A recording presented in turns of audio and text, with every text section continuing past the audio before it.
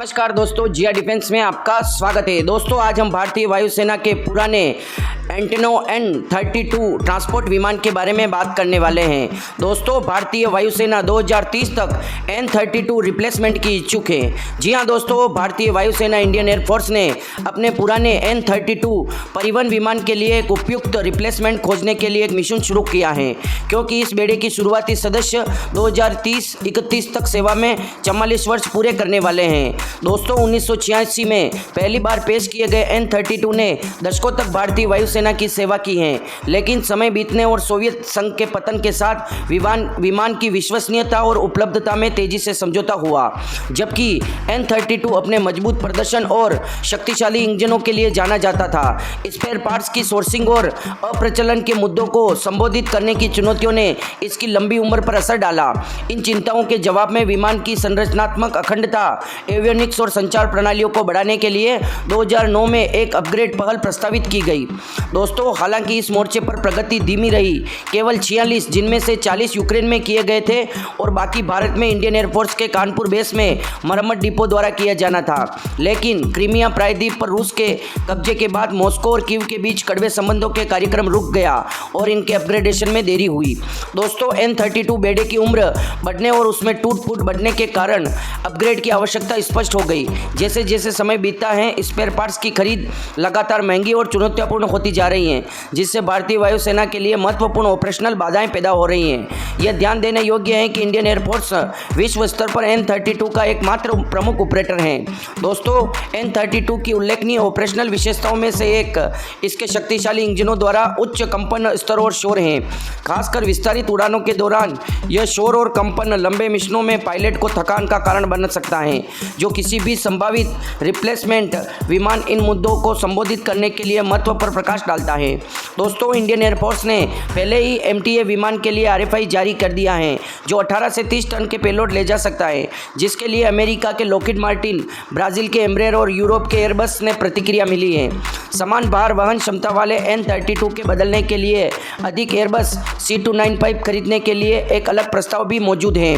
दोस्तों इसके लिए भारतीय वायुसेना को 18 से 30 टन के पेलोड की आवश्यकता वाले ट्रांसपोर्ट विमान की आवश्यकता है। उसके लिए भारतीय वायुसेना ने RFI भी जारी कर दी है और RFI का जवाब दोस्तों एम्ब्रेयर, लॉकहीड मार्टिन और एयरबस ने दिया है। दोस्तों पहले ही हम एयरबस को 56 C295 ट्रांसपोर्ट एयरक्राफ्ट का ऑर्डर दे चुके हैं, जो लगभग दोस्तों 8 से 9 टन का पेलोड ले जा सकते हैं। और दोस्तों अगर हमारे को N-32 बेड़े को बदलना है तो उसके लिए भी C295 ट्रांसपोर्ट एयरक्राफ्ट ही पूर्ण रूप से फिट बैठता है, क्योंकि दोस्तों यह भी उतना ही पेलोड ले जा सकता है जितना N-32 ले जा सकता है। और दोस्तों यह भी वही काम करता है जो N-32 करता है। दोस्तों इसका मतलब यह है कि यह पूरी तरह से फिट बैठता है। और दोस्तों इनके अधिक ऑर्डर देने से हमारे जो N-32 बेड़े हैं उनको पूर्ण रूप से बदला जा सकता है। और दोस्तों जो हमारे IL-76 विमान हैं और जो हमारे टैंकर एयरक्राफ्ट हैं, उनकी आवश्यकता की पूर्ति A400 विमान M से कर सकते हैं, जो 37 टन तक पेलोड ले जा सकता है।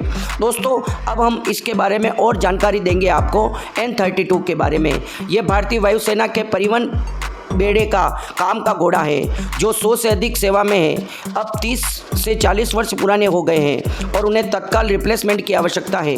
यह विमान कहीं भी जाने वाले 4WD वाहन के बराबर है। उत्कृष्ट गर्म और उच्च क्षमता के साथ सटीक STOL प्रदर्शन और उबड़ खाबड़ आगे की हवाई पट्टियों से संचालित करने की क्षमता वाले मध्यम भारोत्तक मतलब मीडियम ट्रांसपोर्ट विमान है। दोस्तों यह सोवियत संघ द्वारा इंडियन एयरफोर्स विनिर्देश के अनुसार डिज़ाइन किया गया। एंटेनोव ब्यूरो ने एंटेनोव N-26 एयरफ्रेम लिया। इसमें सबसे बड़े इंजन लगाए जो वे फिट कर सकते थे, और वह कच्ची शक्ति N-32 को वास्तविक विश्व सैन्य प्रदर्शन और उच्च लुक देती है, जैसा कि भारतीय वायुसेना की खरीद के साथ अक्सर होता आया है। 1980 में हमने भारत में विमान और इंजन बनाने के लाइसेंस की सोवियत पेशकश को ठुकरा दिया था, क्योंकि हमारे पास एक वैमानिक परिस्थिति तंत्र विकसित करने की एकजुट दृष्टि का अभाव था। दोस्तों यह विमान रेगिस्तान के 50 डिग्री सेल्सियस तापमान से 16,700 फीट की ऊंचाई पर दौलत बेग ओल्डी की हवाई पट्टी पर उड़ान भर सकता है। लंबाई 24 मीटर है, पंखों का फैलाव 29 मीटर है। MTOW 27T power plant 2x5112 HP turbo prop cruise speed 470 kilometre प्रति घंटा, पूर्ण पेलोड के साथ 1300 किलोमीटर, केबिन की लंबाई 16 मीटर और payload vacuum 66 metre second, payload 6.7 ton तक ये पेलोड ले जा सकता है। और दोस्तों ये जो C295 है ये भी लगभग दोस्तों इतना ही पेलोड ले जा सकता है।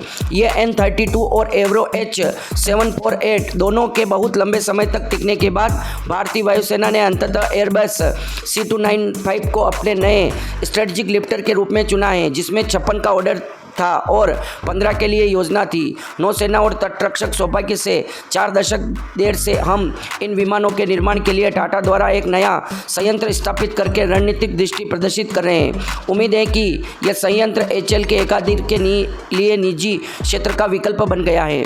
दोस्तों C295 क्षमता इसके पंखों के डिज़ाइन और इंजनों में IIRC 37 डिग्री सेल्सियस पर पूरी शक्ति विकसित कर सकते हैं। इनकी लंबाई 25 मीटर है, पंखों का फैलाव 25 मीटर है और दोस्तों ये 29 EHP आपातकालीन शक्ति के साथ power plant 2x2644 HP turboprop, cruise speed 442 kilometre प्रति घंटा, पूर्ण पेलोड के साथ 1500 किलोमीटर, पेलोड 7 टन या 73 सैनिक, टेक ऑफ रन 950 मीटर।